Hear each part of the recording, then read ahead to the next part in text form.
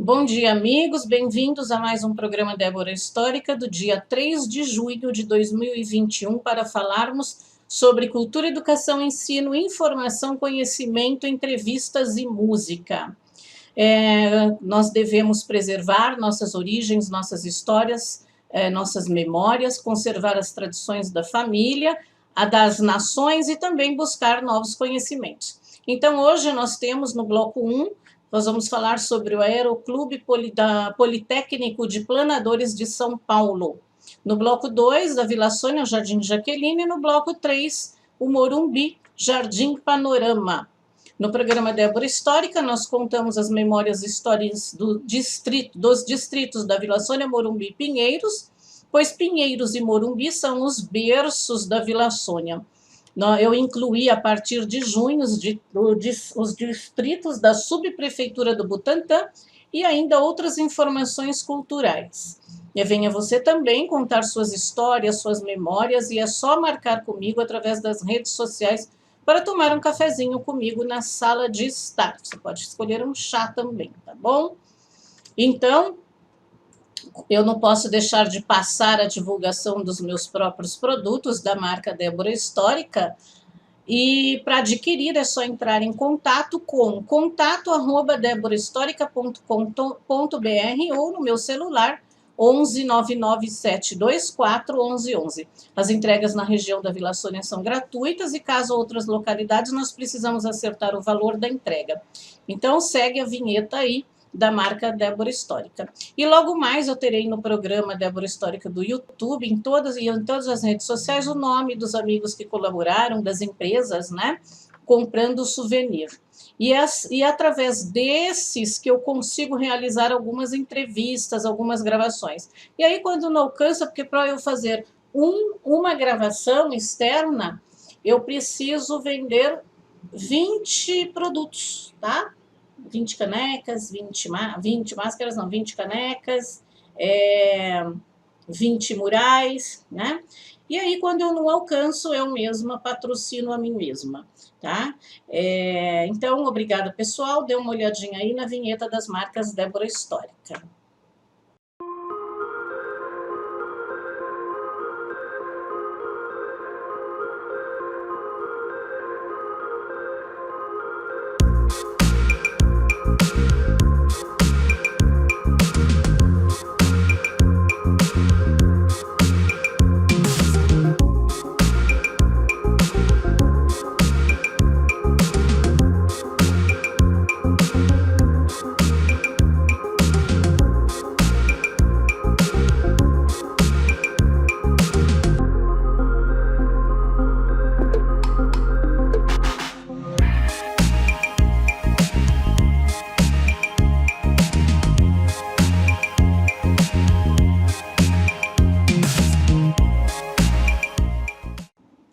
Você está precisando de orientação? Pergunta o psicanalista e coach Antônio Prato. Se sim, fale com ele. O contato dele é 11 99 758 4843 e o e-mail é antonio.jmp57@gmail.com e ele faz o atendimento online.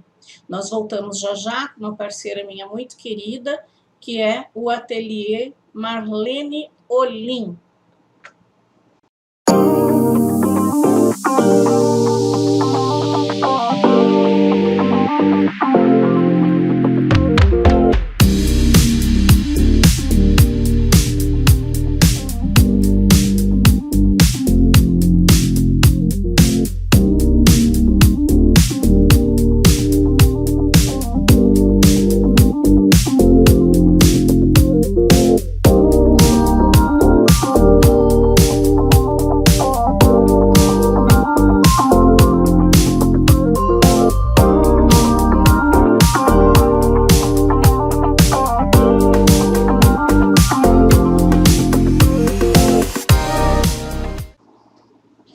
Na entrevista da semana passada com o senhor Pedro, ele mencionou sobre o Aeroclube Politécnico, né, que tinha na USP e tal. E aí eu resolvi buscar essa informação, porque ele falou assim, eu quero saber, eu quero encontrar as pessoas, né, lá do clube. Então tá aí, senhor Pedro, especialmente para o senhor, espero que o senhor goste dessa história, tá? Então vamos lá. A história do Aeroclube Politécnico de Planadores de São Paulo, contada por Alberto Studard. A fonte é no blog opovo.com.br, Asis Flaps 2015, tá? etc, etc, etc. É só procurar também Aeroclube Politécnico, né? E eu tirei a história que ele conta, tá bom?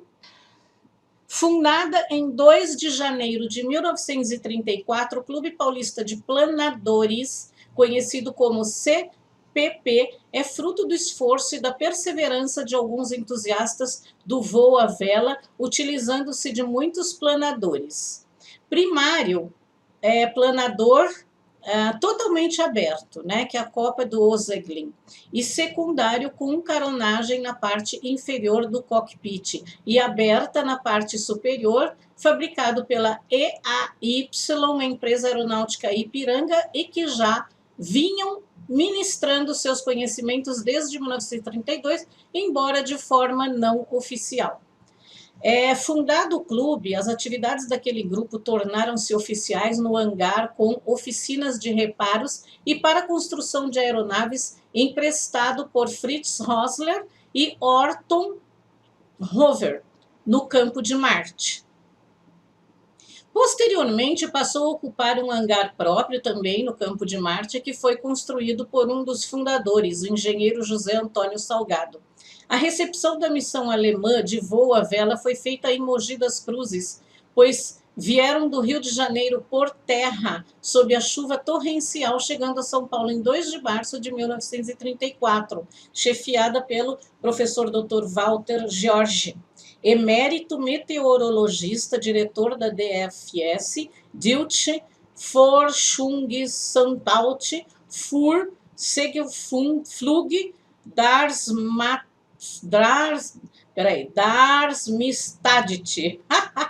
Não sei falar alemão, não consegui aprender. Fundador da ISTUS, que é Internationale Studiekommission für Segelflug. Nossa, que difícil, gente. Atual OSTIV, que é a Organização Científica, estou traduzindo, tá? E Técnica Internacional do Vol e Voile, né? Deve ser de voar. Com outros componentes, e trouxeram os planadores, os seguintes planadores. Então, é um Granum Babies 2, a outra figura é um Ditmar HD1 Condor, a outra figura é um Fafnir, a outra é um Moazigot e um avião rebocador, porque o planador ele tem que ter um rebocador, né? Ele sobe com atrás, né? Segurando, depois solta e ele plana. Deve ser uma delícia, né? BFWME 23, além das respectivas carretas. Foram hospedados no Hotel Terminus e passaram imediatamente a desenvolver seus trabalhos no campo de Marte. Os conhecimentos demonstrados pelos integrantes da missão agradaram sobremaneira os paulistas e o entrosamento foi tão cordial que em fins de abril o clube contratava Heine Dittmar para ser instrutor, que aliás em São Paulo bateu o recorde mundial de altura com planadores. Formado em Wasserkrupp-Rom, já era instrutor de fama mundial e sua contratação com o beneplácito do professor Walter George trouxe imediata notoriedade para o Clube Paulista de Planadores. O professor Dr. Walter George era, além de todos os títulos, presidente do ISTUS, Entidade Internacional de Superintendência de Voo à Vela Mundial. O clube imediatamente filiou-se àquela entidade e recebeu poderes e credenciais para orientar e superintender oficialmente o voo à vela no Brasil. o que tornou o Brasil o primeiro país da América Latina a ter assento no plenário da organização. O CPP, que é Clube Paulista de Planadores, teve a função atual da FBVV, que é a Federação Brasileira de Voo à Vela, que anteriormente era a ABVV, que é a Associação Brasileira de Voo à Vela, então, em vez de ser associação, virou federação, né? Que ajudou a fundar no dia 15 de janeiro de 1954, na cidade de Ribeirão Preto, junto com o primeiro concurso nacional de voo à vela. Isto acontecia muito rapidamente, tanto que em junho de 1934 já era formada a primeira turma com brevet, né? Depois, posteriormente, os instrutores volovelistas, né, que de voo, sob a orientação de Heinz Dittmar. Esta turma era composta de vários alunos que se formaram também. Então, decolou no Fafnir, do Campo de Marte, em São Paulo, estabeleceu o primeiro voo de distância no Brasil e na América do Sul, pousando num campo arado em Tatuí, a cidade de Tatuí, aqui em São Paulo, perfazendo 125 quilômetros. A realização deste voo veio ressaltar Campo Arado. Eu errei. A realização deste voo veio ressaltar a sua perícia, pois havia empreendido um voo em regiões desconhecidas, não sabendo quais as possibilidades de pouso iria encontrar, voando em princípio em condições favoráveis que se apresentavam rumo a Sorocaba, atingindo o Planalto de Itu numa altura de 2.400 metros. Orientava-se pelo mapa, identificando o leito dos rios, estradas assinaladas e estradas de ferro, para que, em caso de pouso, o transporte de retorno não fosse muito penoso para a equipe que deveria trazê-lo de volta de carreta, né? Então, você vai voando e volta, pode voltar, sei lá, de helicóptero, alguma coisa assim, mas eu não sei como eles faziam antes. O planador voltava de carreta, tá? A missão alemã continuou seguindo rumo ao sul, passando pelo Paraná, Santa Catarina, Rio Grande do Sul, até a Argentina. No retorno à Alemanha, fizeram uma escala no Porto de Santos para deixar o Grunau Baby II, que nos foi entregue conforme combinado anteriormente. Apesar de todo o assédio argentino, que na época eles eram muito poderosos economicamente, para ficar com ele. Devemos ao saudoso engenheiro Prado a feliz ideia de iniciar as entabulações para a compra do Grunau Baby II, conseguindo convencer o professor Walter Jorge da necessidade de se desfazer do planador. Quando na Argentina os entusiastas portenhos, né, que de Porto, tentaram adquiri-lo, ficaram deveras decepcionados, pois ainda chegado tarde para as negociações, uma vez que o planador não pertencia mais à expedição, mas sim aos brasileiros de São Paulo, do Clube Paulista de Planadores. Por ocasião da formatura dos primeiros instrutores, o clube já dispunha de 5 planadores, o Zoeglin e um Grunau Baby II, com o retorno de Heinz Dittmar. A Alemanha, em junho de 1934, quer dizer, ele voltou para a Alemanha em 1934, mas nós já tínhamos 2 planadores aqui, tá? E tendo deixado o grupo de 6 instrutores já formados com aval da ISTUS, o clube continuou a expandir-se. Então, em retribuição à acolhida no Brasil e mais especificamente em São Paulo, no CPP, Heine, que é o Heinz Dittmar, batizou de São Paulo o Fafnir II, projetado pelo famoso Jano Jacobs, que voou e venceu o campeonato alemão daquele ano. O livro manual del Vuelo à Vela, escrito por Wolf Hirth e outros, foi recuperado pelo Marcelo Toretta. Vamos lá, continuando. Um mês depois, em julho, iniciou-se a construção da sede e pistas em uma fazenda de Cumbica, corruptela de Cumbica. No município, corruptela de Cumbuca, no município de Guarulhos, cedida pelo sócio Samuel Ribeiro por recomendação do professor Dr. Walter Jorge, foram construídos um hangar de cimento de 30 metros de boca, um hangar de madeira de 9 metros por 18 de fundos, tá?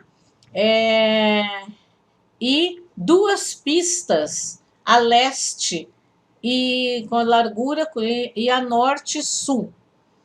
O custo dos hangares e das pistas foi superior a 300 mil contos de réis. Eu não faço ideia quanto que é isso hoje, né?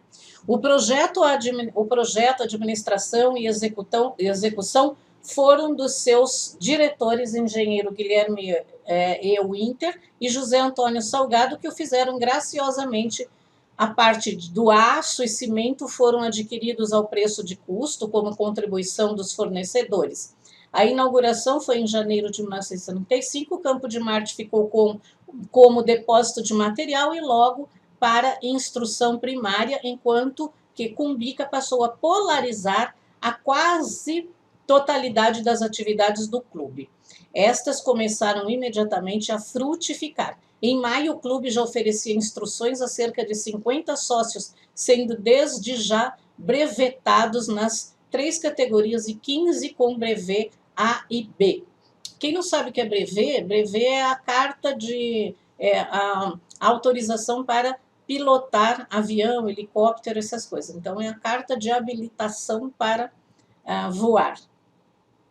Nessa época, o CPP abrigou o DBSV, um grupo de volovelistas alemães sob a orientação dos senhores Schubert e von Schaffhausen, que posteriormente integraram-se aos quadros do clube. Apelou para a generosidade de seus associados e amigos, conseguindo imediatamente uma resposta profícua. Alguns empresários assumiram o papel de mecenas e contribuíram de maneira ampla para os cofres do clube. Destacaram-se Alfredo Schuring, que doou vários planadores, Samuel Ribeiro, que cedeu parte da fazenda Cumbica para a construção da sede, Guilherme Guinle, Otávio Guinle, todos famosos, todos de muito dinheiro, viu? Arnaldo Guinle e Assis Chateaubriand, além da Companhia Docas de Santos, desembarque na moita do Granal Baby II, que igualmente muito auxiliou o clube. Com o dinheiro arrecadado com tais donativos, foi possível ao clube implementar alguns de seus projetos. Adquiriu 2 planadores primários e um automóvel Ford, esse que está aí na foto, de 8 cilindros para rebocá-los, tendo nos fundos ainda as seguintes dependências do salão, algumas dependências do salão da oficina. O automóvel Ford não era adequado para o lançamento de planadores de maior categoria. Ele servia, sim, para planadores primários, mas o clube já havia ultrapassado esta fase. Ainda por subscrição, conseguiu-se um avião Taylor Club que prestou alguns serviços, embora precariamente, pois não era específico para a missão que pretendia. O uso contínuo a que foi submetido, tanto para treinamento de voo, como para observações meteorológicas, o desgastou de tal forma que foi primeiramente abandonado e depois vendido. Então, essa figura que está aí é o Vácuo Cabine, é um avião norte-americano, né? Então é o WAC, biplano, utilizado para transporte. Tinha capacidade para 2 tripulantes e 3 passageiros ou pequenas cargas. Ao contrário de outras aeronaves para empresas Vácuo, tinha o WACO, ou EICO, não sei como fala, tinha cabine fechada, daí o nome pelo qual ficou conhecido, cabin ou cabine. Alberto Americano foi ao Rio de Janeiro para conseguir, junto ao Ministério da Guerra, a cessão de um avião Curtiss. Porém, seu motor estava avariado e sua substituição ultrapassava a 30 contos de réis. absolutamente insuportável para as finanças do clube e, portanto, foi descartado.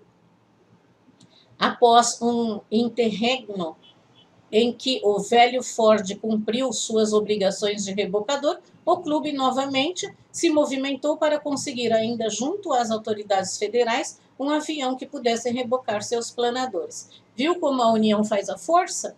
E para dar ênfase ao pretendido, enviou não uma pessoa só, mas a comissão, a que foram incorporados alguns aviadores que trouxeram consigo 2 aparelhos, um dos quais construídos nas oficinas do clube. No Rio de Janeiro, a comissão buscou interessar os militares que intervinham diretamente com o assunto aviação, a começar pelo Ministério da Guerra. O general João Gomes Ribeiro, o comandante da aviação militar, general Eurico Gaspar Dutra, e mais o tenente-coronel Eduardo Gomes e Ivo Borges e o major Henrique Divot Fontenelle.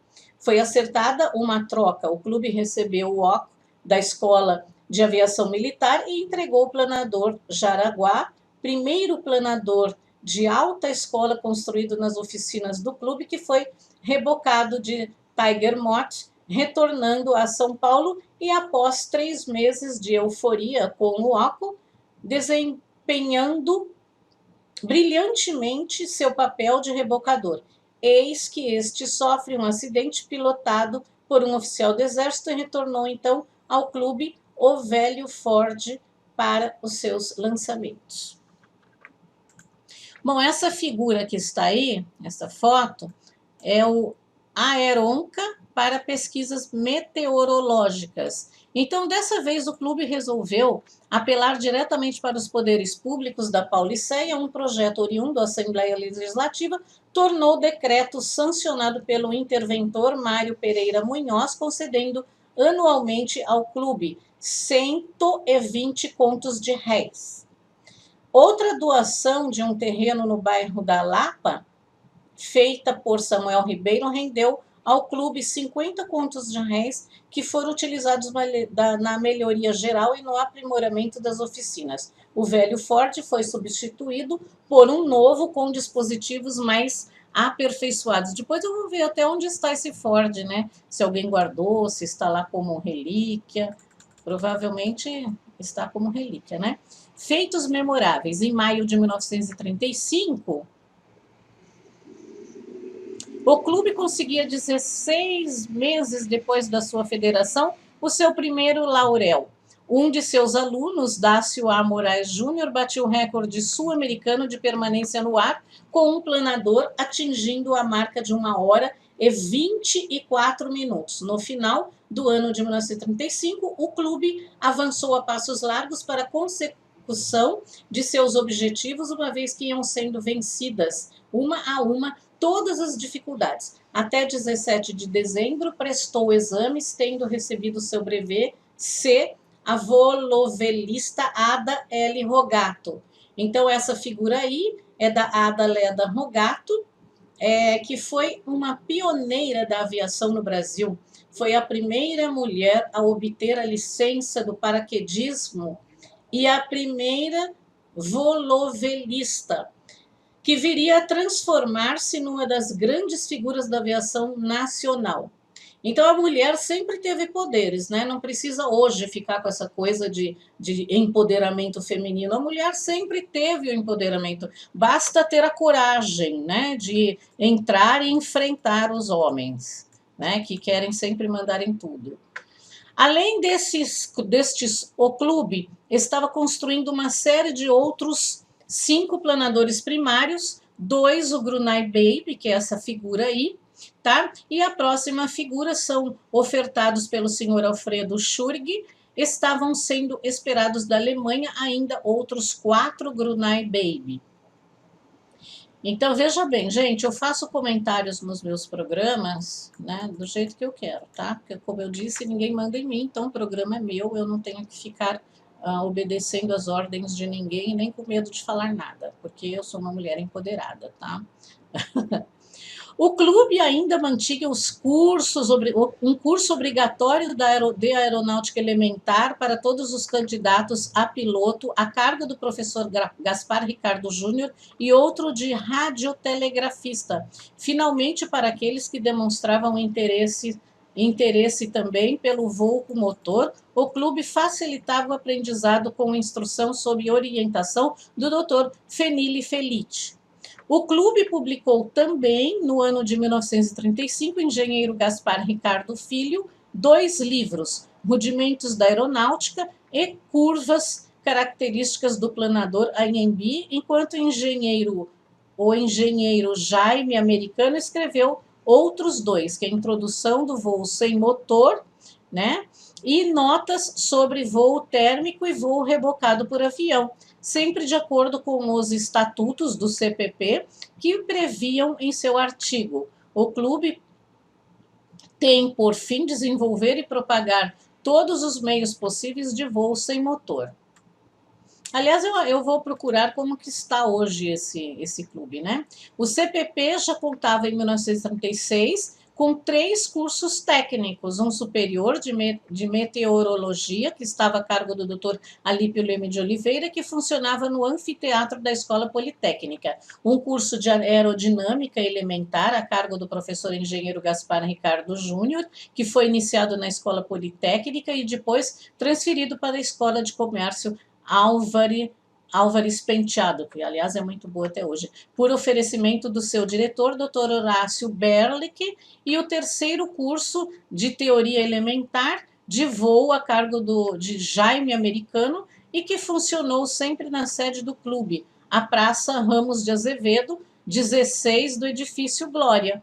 Então, essa figura que está aí é a ligação com a Escola Politécnica e o IPT, que é o Instituto de Pesquisa Tecnológica da Universidade de São Paulo. Então, essa história, ela vai muito mais além, né? Nós temos aí também as inovações que foram feitas durante esse tempo todo, né? Elas foram frutos das observações demoradas e também um grande número de ensaios realizados no IPT, dedicados principalmente à estrutura semimonocoques. E essa figura aí, que é a tipical semimonocoque estrutural componente, né, que é o Baby Aerodynamic Surface, com revestimento de contraplacas, tá? E aí, com as declarações, com os dados fornecidos do IPT, torna de domínio público para o Brasil o projeto do planador primário, cujo protótipo foi denominado Gafanhoto 1, né, que é essa figura que está aí, tá bom? Projetada pelos engenheiros Frederico Abranches Brotero e Clay Presgrave do Amaral. Mais tarde, a seção de aeronáutica foi desativada, sendo os ativos transferidos para o campus da USP, Universidade de São Paulo, de São Carlos, pelo engenheiro Romeu Corsini. E aí, depois de muitos acontecimentos, né, sem os hangares e as pistas de Cumbica, o clube voltou a operar no Campo de Marte. Iniciaram-se as gestões para dar continuidade ao voo à vela, através do Aeroclube Grêmio Politécnico, que seria o sucessor e herdeiro de todo o material e das tradições do Clube Paulista de Planadores, que foi fundado em 5 de setembro de 1939 na sede Grêmio Politécnica, Escola Politécnica da Universidade de São Paulo.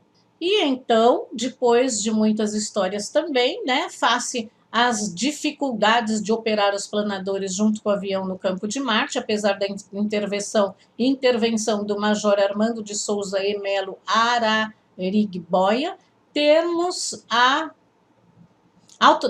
tiveram autorização para voarem das 6 às 8.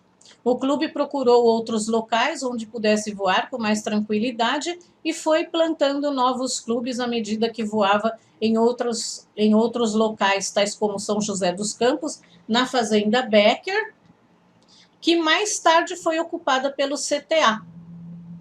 Mogi das Cruzes, Praia Grande, Sorocaba, Campinas e outros, tá?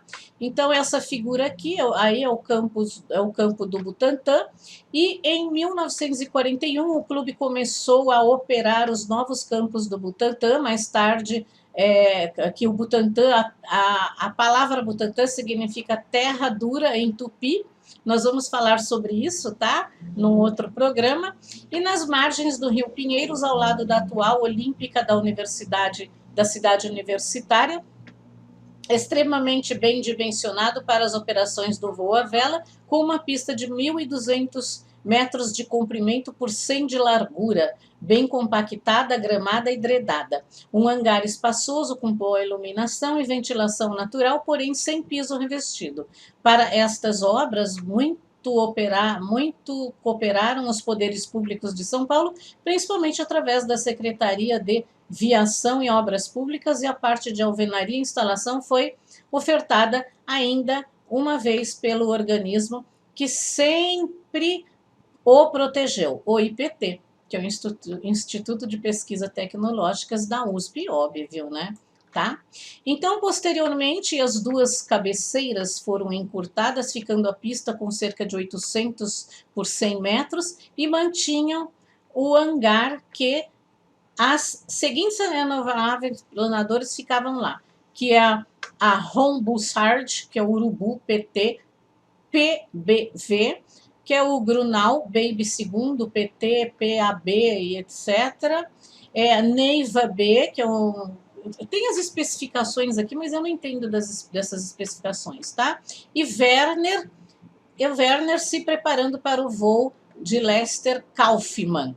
O voo à vela em preto e branco, tem essa figura aí, tá? No campo do Butantã. Em 1941, o clube começou a operar no novo campo Butantã, mais tarde, nas margens do Rio Pinheiros, como eu tinha falado, tá bom? Então, posteriormente, os aviões foram rebocados, aí eu coloquei aqui bastantes figuras, né, dos aviões, e aí nós tínhamos aí eu fui pesquisar e tinha um vídeo no YouTube que não está mais disponível, infelizmente, tá? Então, aí vocês dão uma olhadinha nas figuras, tá? Que são muito bacanas de ver, né, para quem gosta de aviação. Se você tiver mais interesse, está aí o site na descrição do programa, tá bom? Então, eu gosto muito de aviação, né, que eu nasci onde tem aviões, né? E me interessei muito nisso daqui também, por ser um assunto, né, muito importante relacionado à nossa região. E as pessoas não sabem, né? Por isso que é importante. Gente, vamos contar a história, né? A história da nossa região, a história do nosso país, a história da nossa família, as memórias, é muito bom isso, tá ok? Então, nós voltamos já já após a vinheta do meu parceiro, do estúdio Casa da Sombra.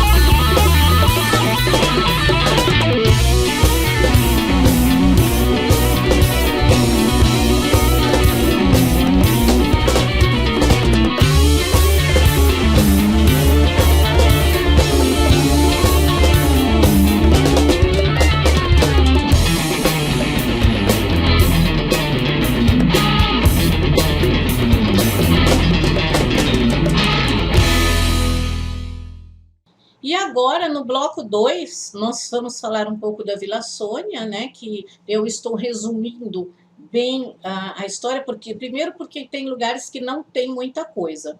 E segundo, porque eu estou resumindo, porque mais tarde eu vou verificar, vou contar para vocês o nome das ruas, o que significa, como eu fiz com o Major no programa passado, tá bom? Então vamos lá. Jardim Jaqueline é um bairro pertencente ao distrito da Vila Sônia, com uma área de 134.442,89 metros quadrados, na região próxima à rodovia Raposo Tavares, ao Parque Raposo Tavares, e a Chácara do Jockey, que situa, a Chácara do Jockey situa entre a Avenida Eliseu de Almeida e a Avenida Professor Francisco Morato. O Jardim Jaqueline contém 25 logradouros e são eles as ruas Alessandro Bibiena, Bartolomeu Rabelo, Bonifácio Veronese, Campo Apina, Caririmirim, Carlo Antônio Carolene, Clevelândia do Norte, Donato Dálio, Félix Casorati, Ferdinand Brocoff, Francisco Albani, Francisco Nogueira, João Goulart, Julião Ferreira, Rua Particular 1, Rua Particular 2, Travessa São Gilberto, Viela do Juca, Viela João Amigo, Viela João Alves, Viela Manuel Dias, Viela Pedro Bezerra, Viela Santa Helena e Viela 3. Tá? E mais informações depois, e se alguém quiser contar sobre o bairro Jardim Jaqueline, pode entrar em contato comigo. Nós voltamos... e a fonte é a internet com Reis, tá ok? Nós voltamos já após a vinheta da Associação Comercial, da qual eu faço parte, da qual apoia o meu programa. O programa Débora Histórica é afiliado à Associação Comercial de São Paulo, Distrital Sudoeste, uma entidade centenária, sem fins lucrativos e independente de governo, dedicada à representação dos empreendedores de médio e pequeno porte e à defesa da democracia e livre iniciativa. Contato: telefone 011 3180 3772, e-mail dsudoeste@acsp.com.br, Rua Alvarenga, 591, Butantã, São Paulo. Então, vamos lá. No bloco 3, nós vamos falar do Morumbi, né, na Dolce Morumbi, que é onde eu tenho uma coluna, que eu falo sobre o bairro do Morumbi. Então, é dolcemorumbi.com/Débora-histórica, ok? Então, vocês podem visitar lá, eu sempre posto no Instagram, no Facebook, mando para vocês. Então, do Morumbi, nós vamos falar do Jardim Panorama, que é um dos bairros nobres pertencente ao distrito do Morumbi, composto com 25 logradouros. Além de ser um bairro nobre, só que lá também é uma mistura, como em todos os bairros, tá? Então, ele inicia na Avenida Marginal do Rio Pinheiros, em parte, né, porque a Avenida Marginal é muito grande. Então, lá nós temos as praças Elias Gabriel Cury, José Freitas Nobre, Klaus Walter Zulauf, Olimar Feder Agosti, Praça dos Serventes, as ruas Acutiranha, Ana Vieira de Carvalho, Armando Petrélia, Boapaba, Contas Azuis, Doutor Alberto Lira, Francisco Rebolo, Jabá, Jacunda, Janaúba, Pacobá, Pedro Avancini, Pongada, Poncaba não é, Pongada, Professor Fernandes Guedes de Moraes, Roberto Chapi, Tanhaçu, Tapequê e Zabumba. Então, esse é um bairro que tem muita mistura, onde foi construído uns imóveis, né, de alto nível, mas também tem a parte lá de uma comunidade chamada Comunidade do Jardim Panorama. Então, nós voltamos já com a linda vinheta da Dolce Morumbi. Paulo, parabéns, sempre super linda. E o Paulo também aqui faz as figuras, né, da minha coluna, né? Então sempre saem bonitas, tá? Eu sempre gosto. Então voltamos já.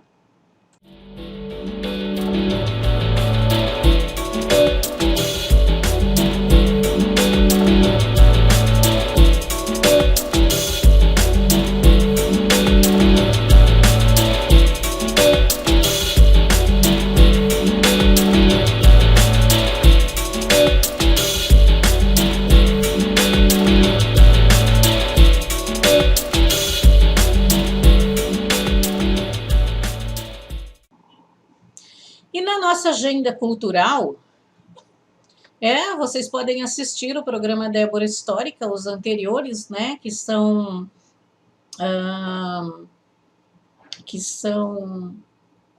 falam sobre a Vila Sônia, sobre Morumbi, porque eu já tinha coisas do passado antes de começar com esse projeto, e logo eu colocarei uma lista no site, né, dos programas. Olha, programa do dia 9, que foi o primeiro programa, né? 9 de, apesar que era na rádio, né? Mas vamos lá, programa a partir de maio de 2018, né? Eu falei sobre isso, as pessoas que foram entrevistadas.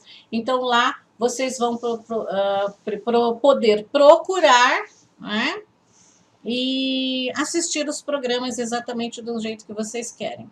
Então, vocês podem assistir, por exemplo, eu vou ter lá o programa que foi falado sobre a chácara, né, que hoje é o condomínio Quintas do Morumbi. Então, vocês vão lá, clicam no link, vai estar lá. Dia tal foi entrevista com o Willy de Oliveira, o ex-vocalista da banda Rádio Táxi. Aí você vai lá, clica e assiste. A entrevista com a Maricade, a entrevista com o Ricardo Granjas, diretor superintendente da Associação Comercial, para você saber o que é Associação Comercial. Então, você vai lá, clica e assim por diante, tá ok? E, aliás, eu vou fazer uma entrevista comigo mesma, contando sobre as minhas memórias da Vila Sônia, tá ok? Então, vamos lá. Nós temos, aí a seguir, nós vamos ver um vídeo que eu fiz sobre o Instituto Criança Feliz, que fica no Taboão da Serra, tá ok? E aí, hoje nós não temos um momento musical, e logo após esse filminho, eu vou encerrar o programa e espero que vocês tenham gostado deste, e espero vocês para assistir o próximo também, tá bom? Então, até mais, um bom final de semana. Olá, amigos, estas imagens que eu vou passar agora, elas vêm todos os meses, né, para mim.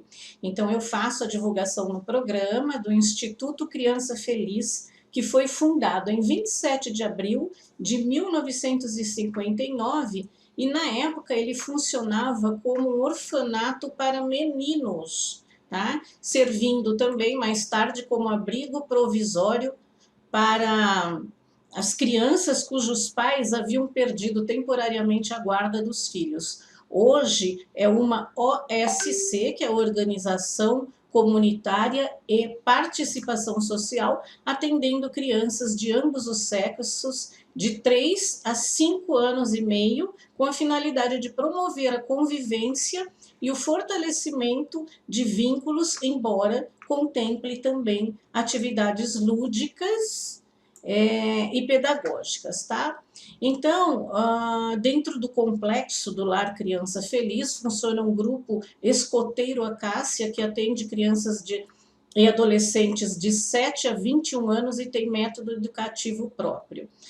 21 anos adolescente. Adolescente, na verdade, é até os 24 anos, porque ainda está em fase de crescimento, tá? Eu até falei num programa junto com a Selma, um programa que nós estávamos fazendo, um projeto, né, que as pessoas acham que é até 18 anos. Não, é adolescente até 24 anos. A fase adulta inicia aos 25. Então, aí, continuando com o Lar Criança Feliz, através de atividades lúdicas que propiciam a convivência com as diferenças interpessoais, são passadas aos participantes espírito de cidadania e são cultivados valores como o respeito à pátria, aos pais e à família. Então, exceto o que eu coloquei sobre a idade, né, dos adolescentes. Então, essas são as palavras do presidente do Lar Criança Feliz. Então, lá, vejam bem, gente, se vocês olharem direitinho as figuras, né? Tem brechó, tá? Para vocês irem, para vocês compartilharem, quem gosta de comprar roupas e móveis, tudo, bijuterias, tudo no brechó. Lá tem para poder ajudar as crianças, né, para ajudar essa instituição. E a mantenedora são lojas maçônicas e algumas outras pessoas físicas e jurídicas que colaboram com este projeto, que é maravilhoso, tá ok? Então, é claro que tudo tem a manutenção do lar, né? Porque vocês podem ver que é lindo. E vocês podem visitar também o Lar Criança Feliz, ok? Então, o contato lá é 4701-4604. 4701-4604, ele fica no Taboão da Serra, na Rua das Camélias, número 20.